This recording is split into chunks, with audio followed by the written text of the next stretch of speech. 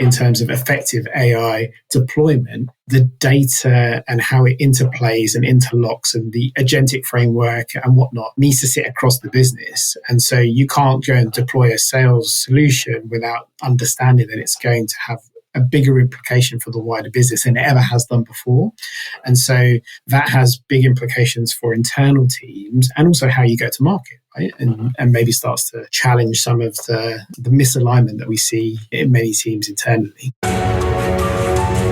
My name's Mike Lander, and you're listening to Higgle, the B2B Sales Club podcast, where we bring you actionable insights about sales RFPs, negotiations, and difficult procurement discussions from sales leaders, brand leaders, and procurement leaders. Please subscribe to get updates when new episodes are released.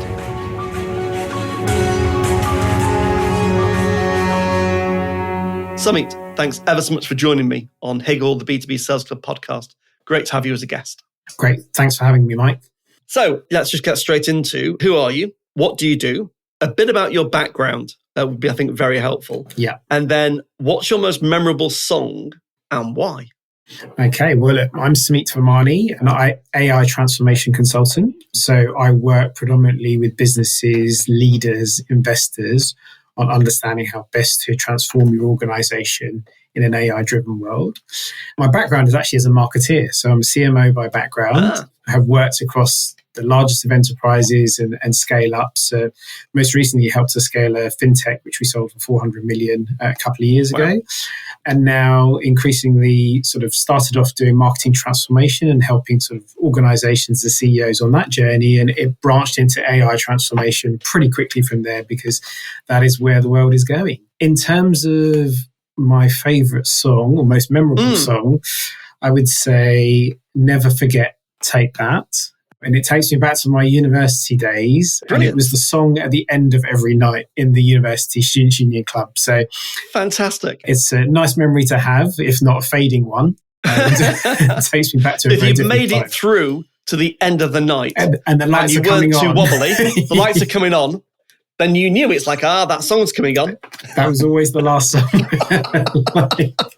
The reason I ask is music's got a great way of taking us back to an experience. Most people associate different songs with different experiences. Yeah. And university was sort of one of my best experiences, so that feels pretty Where was that? Where you at? I was at Loughborough. Oh, so cool. I was definitely not on the sporting side. I was more on the supporting. I was going to say, were you doing sport. a sports degree? I wasn't, no, but, and I was sporty before I went there and realised I wasn't quite national level standard. So I was better suited sitting on the sidelines, chanting and drinking a beer. Brilliant. Sounds fantastic. So let's get into the questions. So firstly, talk to me about how an organisation thinking through its AI roadmap should think about leveraging existing AI tech. Wow, big one to start. So look, exactly. Nice simple question I thought we'd start with. Yeah. So look, I think Wednesday morning, 10 o'clock, yeah, why not? Why not? I've had one coffee, I'm on my second, so we're in a good place. So look, we're in a great place. I would say that the first thing I would do is park the tech. A lot of people and a lot of organizations that I work with have rushed into using AI tools and technology because it's the shiny new exciting thing without really having a sort of a plan, a strategy or an understanding of how they're going to get the best out of these tools. Really, you want to start with where's your business strategy at and actually how's AI actually going to enhance that? And equally, I guess the big challenge for many is how do I foresee what my business is going to look like in this world where fundamentally, the consumer or customer experience is going to fundamentally shift. Your go-to-market is going to fundamentally shift. How you operate within your business is fundamentally shifting. And so the big sort of problem challenge that I come up against is that people haven't done that thinking. And so the first point of call that I would always say is start to really look at understanding what's your AI strategy in the context of a business strategy. If I go back kind of 20 years, let's go back 25 years even. So they're kind of like the early days of the web or any technology revolution, when we move from mainframes into client servers, it's the same thing. Exactly. You don't start with the tech. You work out what the enabling technology can do to support your business goals and your customer experience. And I think I would say there's exactly the same sort of digital transformation journey that we've all been on, right? With sort of, like you say, the web, mobile, social media, etc. So where, the technology has been deployed, it's really been used in a consumer sort of experience and there's been this huge uptake of consumers, and then businesses are kind of following and running and trying to play catch up of how we're going to utilize it. I'd say the difference with sort of the AI piece is that we've got to move more quickly than we've ever done before. Why is that? So if you look at the technology adoption curves, quite interesting over the last 100 years even. Yeah. This appears to be the fastest kind of adoption and mass adoption curve that we've seen. Any ideas why? It's the easiest UI interface that you could possibly imagine to adopt. And it is, isn't it? Anyone can do it. Our son does it. He downloaded the app and he started using ChatGPT. He said, "Dad, this is amazing." Right. And I think we've been conditioned through, I guess, the Google journey and the social media journey to outsource an element of our thinking. And the easier that it is to outsource that thinking or to get an answer, when actually, if you're going to trawl Google for the answer on something and maybe you have sort of 50 results and you're spending that time, we're increasingly finding that, time is precious. And so actually something that you just give us a one and done answer there and then and do a lot of the grunt work, inherently as humans, that makes, that's something we're going to lean on. And so that adoption... If we can trust it. So, well, that's the inherent question, right? I think it's probably one for another podcast. I listened to a podcast the other day and they were saying one of the dangers in life now is we have 5 very wealthy senior people that bluntly run all of the foundation model infrastructure companies. And their personal view will have an impact on the way those models are built, the way they're trained, and the responses they give. I thought that was quite an interesting perspective. And I think that's where, as a business and as an individual sort of leading that business, I'm very passionate about us being seen not as passive recipients, but proactive sort of change makers and actually proactive, participants and active participants in how we use this technology. And inherently, sort of a lot of people are being very passive. They put it into ChatGPT, take that as a given and as the answer. And actually, the bit that I'm pretty keen to ensure is that we retain that element of humanity and our own thinking that overlays on top of what we see and hear. And we've seen it in the social media age, and that's had very many permutations in all aspects of society where we've kind of just take what we see as a given. And I think that critical thinking piece is going to be key if we're going to sort of succeed in this new world. Exactly. So I just want to take one point and then we'll move on to the next question. Thinking through your business strategy, your business objectives, the customer experience you're trying to achieve through an AI lens, have you got any kind of just practical insights about how do you bring AI into that business conversation? Yeah. Rather than it just being a business conversation, it's like, well, I need to know what the technology does to know how it impacts my business conversation. Any thoughts on that? I always say start small. Find one business problem that you need to solve and really look at understanding how can you leverage an AI technology or AI approach to solving that problem. So ideally, a problem that's repeatable and has some kind of benefit that you can measure. That you can measure and that you deploy that and always building in a human in the loop element. So really making sure that we're understanding that what that technology is deploying and producing and kind of automating is correct, and do that in a repeatable way to demonstrate that it works over a period of time. And then you've got an example to take back into the business to then look at another problem. And you build and do those building blocks and using the simplest version of a technology that you possibly can. So don't go sort of trying to build a huge sort of suite of agents that can do everything left, right, and center, because that requires a lot of manual work. It requires kind of setting up. It takes time, etc. Use what you can out of the box. It takes governance. It takes good old-fashioned governance, basic stuff. I mean, I was talking to someone the other day, and they'd implemented some an AI foundation model, agentic AI, workflows like an A10. And then the foundation model, of course, has an update. Mm-hmm. And the responses all look different. Yeah. And I'm like, well, they will. Yeah. You need to, so you have to have this kind of almost like always on quality assurance function that's running test scripts almost to check the output quality because things change. They do. And I think we've seen that, with the release of GPT-5, 5.0. right? Yeah. And sort of some of the whole manner of issues that's put. I think interesting you talk about governance, right? We're in an age where over the summer we've had the start of the deployment of the EU AI Act, and built into that. In summary, by the way, what does it mean? What is that? I would say why should we care? GDPR on steroids. Is how I characterize it. So GDPR was obviously brought in from a data privacy perspective. And when it was brought in because we'd seen a lot of use cases where, data leakage or data issues had arisen. And so it was a retrospective law that was brought in. The EU AI Act has essentially become a precursor before we've actually seen the results of something going wrong. And so within that, there are a number of provisions, but really heavily at the focus of that is safety, it's governance, it's risk management, it is understanding what your role as a company or as an organization is in ensuring that you are on top of every aspect of that technology if it is touching a consumer or a customer in any way, shape or form.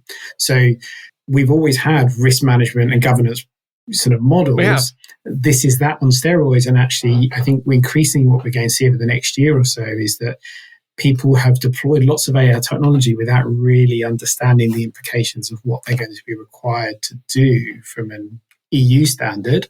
And if you're operating in any way that touches the EU, you're going to have to comply. And so that is something that I'm beating the drum on in terms of trying to raise awareness of.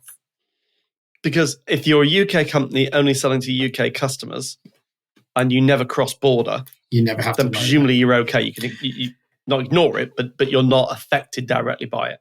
You're not. Unless your servers, I guess, are in the EU. In the EU, right. And that's where, and I think the challenge that we're all going to come across is that we're going to have this regulatory disalignment, where each jurisdiction is kind of running on that. If you're operating with US customers, in the US, you can pretty much do anything you want. You have done with GDPR. It's the same with AI. In the EU, we're kind of, we're looking at it from a very different perspective. The UK is trying to be somewhere in the middle, but, increasingly, if you're operating, with customers that are global or a multi-region, they're going to have to adopt the EU standards. Therefore, as a supplier, you will have to map to that. It kind of like raises the thought in my mind before we go on to the next question, which is basically this. Yes, you can go it alone. If you're a 100-person organization and you want to deploy AI, yes, you could go it alone. You could use an A10. You could plug in different applications. You could build whatever you like. My learning over the last 2 or 3 years is that's a very dangerous route to go down.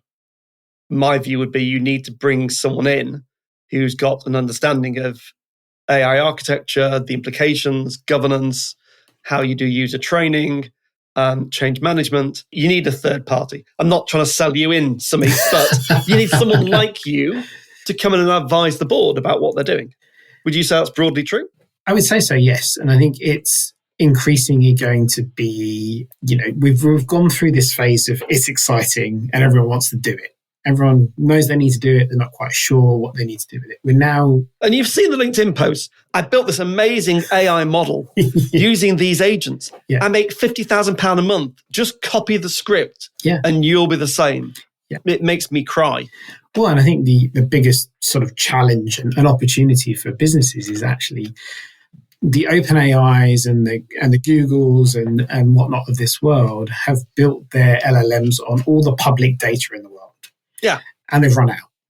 And actually now they need the locked up corporate data. Private data set. Which is absolutely key to unlocking, the value for a business. And do you really want to give that away? Actually, no.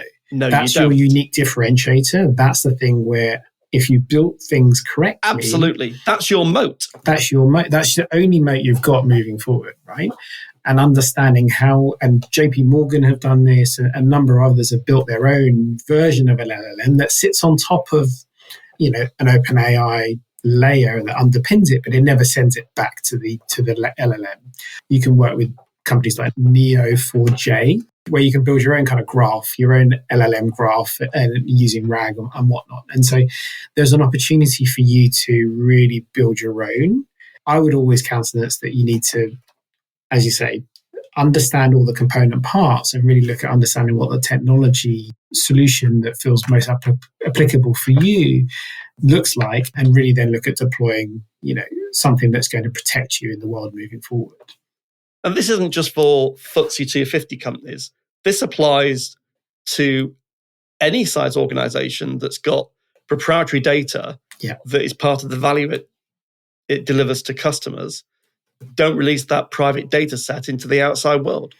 Don't allow the foundation models to train on your data. And I think there is a lot of lax behavior at the moment where, we're seeing, it might be, an agency might be using customer interview data that they're training, they're scripting through OpenAI or through another kind of AI tool. And there's no kind of lineage back to understand actually that customer data, where it's been deployed, and then you as a consumer. Yep. And so that is something that's very heavily protected under the EU AI Act that, is really built on consumer protection and then user interface safety. And so if there's evidence of that, the brand itself is going to get punished. And so I think increasingly I'll see procurement teams within businesses looking at suppliers to really be hitting all the notes when it comes to compliance, when it comes to AI. And so if you haven't got your own house in order and you're deploying it in servicing another business, you're going to have an issue.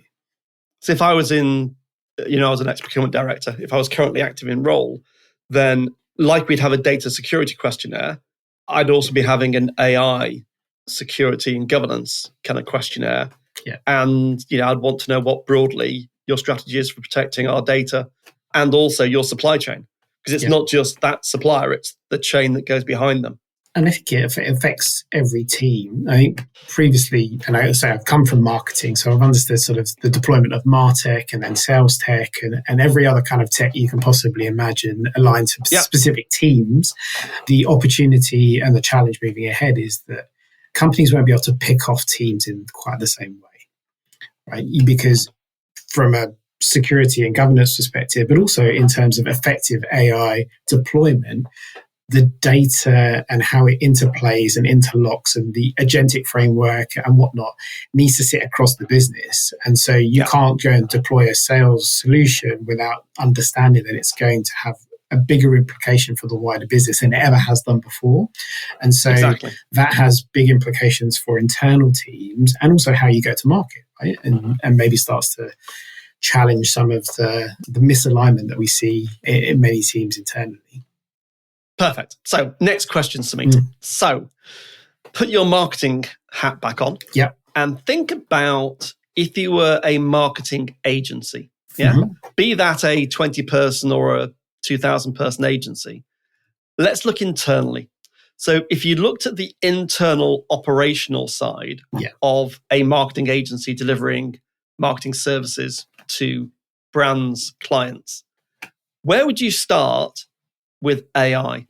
So not the customer-facing bit, but the internal-facing bit. What would you do? I say this is the simplest thing. It really is the simplest thing. And I think this applies to an agency or any other organization. A conversation like this happens in every meeting. Just recording, transcribing, and having an automated action list that comes out the back of that. That is sent and aligns to everyone immediately saves exponential, amounts of time, right? You start to take something as simple as that, in our day-to-day, and you extrapolate that across lots of day-to-day actions and activities, and the impact of that is incredible. And I've deployed it with many, many teams and many organizations. So without sponsoring any particular product, but just give us some examples. So for example, I use Fathom. Yeah. It's very good. Yeah. Is there a way of taking something like a Fathom and integrating it with your activity tracking tool internally? if you use, I don't know, whatever it is, Monday, or if you use Asana or whatever, could you organize that? So you go, oh, the action's been captured and I've stuck it into the right pot. Yeah, I think the best thing with a lot of these tools, say like an Asana or a Monday or a HubSpot, is that they have the API sort of capability to interlock with a lot of these other tools. If we're thinking about a bigger agency, and even not that big an agency, if you're a Microsoft house, just within your business, you've got Teams. Yeah. You turn on the capability for Teams to do the transcription, and you can then feed that into an internal SharePoint experience. Yep. It's the simplest thing in the world, and you don't need to think about going, oh, I need to go and buy this, this, and this. Everyone's got Microsoft, or they've got Google or whatnot. Google Meet has the same capability. Yeah. You switch on a piece and you start to then, so you switch on the technology, and then you start to educate and train your teams on how to operate slightly differently. And there's a real opportunity there for you to do something different. And I extrapolate that then into sales. So if I'm having a sales conversation, sales frontline conversation, that those conversations are automatically transcribed, fed into our CRM with key actions. Half of the challenge is actually people filling in CRM. Exactly. Filling in the Salesforce data. So take that problem away. And actually that starts to help not only with deal win ratios in terms of understanding where the customer drop-off may be, but also starts to really help with sales forecasting and therefore business forecasting. Because actually, absolutely, if we've got the data correctly tracked and put into Salesforce, again, it's the simplest thing in the world. But the impact on your business is incredible. And so it's starting to look at what are those simple things that can be done even better to reduce friction that start to grow your business without having to go and, do the full, what's on all kind of bells and whistles, an agentic strategy for your business. So practical takeaway is use the existing technology you've got, whether you're in Microsoft, whether you're in a Google environment or other. Turn on the enabling technology, and then take one of the biggest problems, which is meetings, get them transcribed, stick it into your CRM, and get it to do the work for you, and automation. And something I'd add on top, having done quite a lot of that in the past couple of years, change the way that you think about your sales meeting. So, for example, when there's an action, clearly articulate. So the action here is, and then give the action. Because we have a habit of just talking. And you'll very quickly see where people haven't been running meetings effectively, right? Because they haven't got that, because it won't come up in the script. And there's a great tool that I've deployed with a few sales teams, which is called Gong, which also helps with that transcription, but also starts to align, is your team hitting all the right notes when it comes to our sales script? Or our sales message. Talk about that for a second. So, a tool like Gong. Is that an off-the-shelf product? Yeah. It's a cool tool like Gong, or there are other products are available. Sure. Yeah. We're not promoting Gong, just so we're clear. We're not sponsored. Not sponsored. But, you can deploy that across your sales team where all those meetings are sort of captured. And you may have a sort of brand narrative and sales messages that your team needs to hit. And if it allows you to create a sentiment score. So you can start to understand actually at an individual level, at a team level, and at a department level, how effective are we at hitting those notes, and how much is that resulting in one business or lost business. And you can start to use that then as a way of not only managing teams, but also coaching teams. And also, for me as a marketeer, from my background, validate whether the messaging that we've created is actually hitting the note with customers. Is it resonating? So it's actually becomes this feedback loop to not only sales teams, but for everyone in the business to understand, actually, are we serving the needs of customers, which is what we're all here to do. And again, anyone out there that's listening that's in the kind of BD sales role, something you can add into that is discovery. Most companies have a discovery template. It's used about 2% of the time because it's too hard. Yeah. On a sales call, you forget. Yeah. If we embed that into the AI tools, even after the call, checking how did that discovery call go? Yeah. Did we hit all of the points? It's a good training tool for salespeople. Yeah. And I think that's the thing, right? This isn't about replacing people. No. Right? And I think part of what we find in an AI-driven world is that we often diminish the human role, and actually we just need to redefine it. Yeah, we do. And actually, if we do that, we'll all be the better for it. We will. And I believe that sincerely. So I'm conscious of your time. So, Sumeet. Thank you. So there were a couple of questions at the end, but I'm just going to focus on one of them. And this is a really, for me personally, quite a fascinating topic. I hear this a lot with my clients and with people I talk to in business. How can a business optimize its online presence for AI? And just practically what I mean by this is, if I go on to ChatGPT or Gemini or any of the LLMs, and I say, I'm looking for a marketing agency that specializes in e-commerce and search engine optimization, and they need to have a European footprint, who would you recommend? In that moment, it will give 5 recommendations. Yeah. So the 0-click response. How do you optimize so that you appear without gaming the system, but how do you ethically optimize so that you turn up as one of those 5? Over to you. So I think there's a lot of talk around, and there's terminology here, AEO or GEO, which is instead of SEO. I know, I see it online. I'm like, what are they talking about? No brand defined way. But look, if anyone tells you that they know how to do that, they're lying, right? Because it is a black box. Excellent. Just say that again. But if they think anyone thinks that they say that they've cracked it, they haven't. There's such a wide berth of things that you could be doing. But let me give you some examples of things that I've seen some practical things that will help. So I think first and foremost is your website is still important. So your website but you need to redefine in your minds whether that's the destination or a vehicle that helps to serve the 0-click.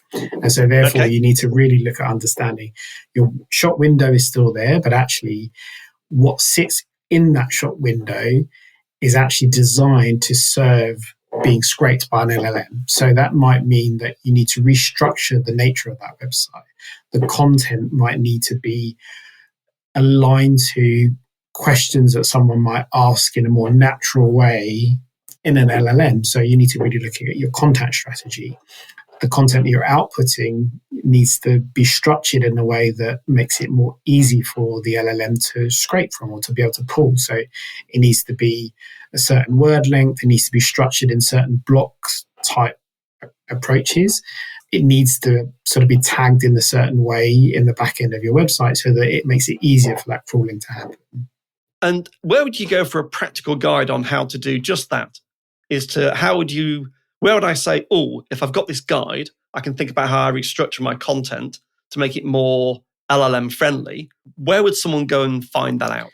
There are lots of places online, but there's something that I'm actually going to be publishing in the next sort of 2 to 3 weeks, which is directly aligned to this. So if you in that case, follow Sumeet, definitely. Find me on LinkedIn and I'll be sharing something because I think I've pulled from lots of different sort of areas and sort of created a defined piece. The second would be the power of partnerships. So the power of you having sort of a traditional sort of, I would say, old school SEO approach, which is you sit on someone else's website or someone else cites you in a piece of content that they're writing and vice versa. That sits as domain authority upon domain authority, helping the backlinks. Essentially the old backlinks, right? LLMs will start to understand. And digital PR. So if you are sitting on, the Times website, OpenAI, ChatGPT is going to think that is more valuable than if it sat on mine or yours website, Mike. No offense to either of us. Correct. And so there is something about domain authority that helps to kind of surface that. Hence the partnerships. So partner with organizations that have high domain authority, get your content published on their site, a link back to yours.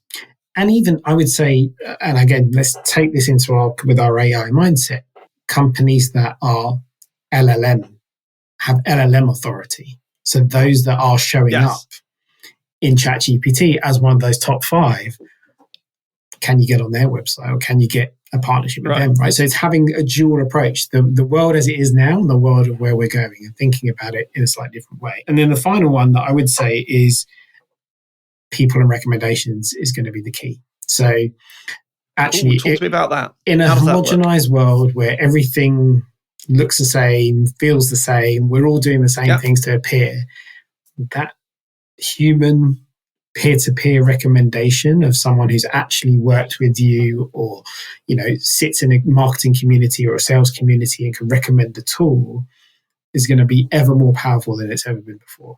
So really investing in customers, in human relationships, in communities, in people, and events are going to be the thing that allows us all to stand out in the future. So in some ways, we're going to go back to where it all starts, right? It's about really people to people. And so I think networking, that kind of thing, and that will show up in an online way, without us really designing it to be that. And so I'd say they're the few things that I could recommend, but more to come in something that I publish in a couple of weeks.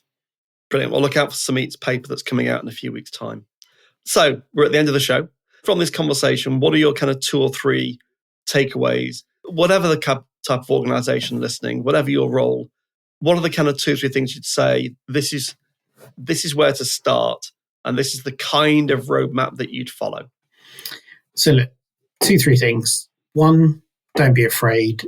Just because you haven't started doesn't mean that you're too late. We're at the very earliest stage of all of this. Start simple. Start using the tools and deploying tools in the simplest way that you can in order to start to move the dial on your business.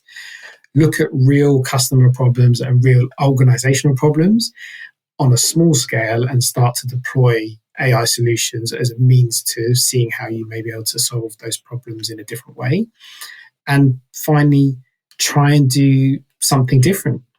Try and stand out and do something different from others. Don't follow the crowd. Follow where others are going and see how you can do it differently. So, empower your teams, think about it in a structured and governed way, but don't stifle innovation, and really, just go, just try it because everyone's there. And if you don't try it, you're never going to learn. Experimentation is a good thing, definitely, within a safe environment. And that's the key. Experimenting within a safe environment. If you're on the free GPT, do not experiment with your customers' data. That would be an utter disaster. No, buy an enterprise which buy the £20 version, right? Exactly. I'm on ChatGPT Plus. It's £20. And it's like or £200 depending on, Exactly. And I can turn off the, don't train the LLM, and I'm in a safe environment. Yeah.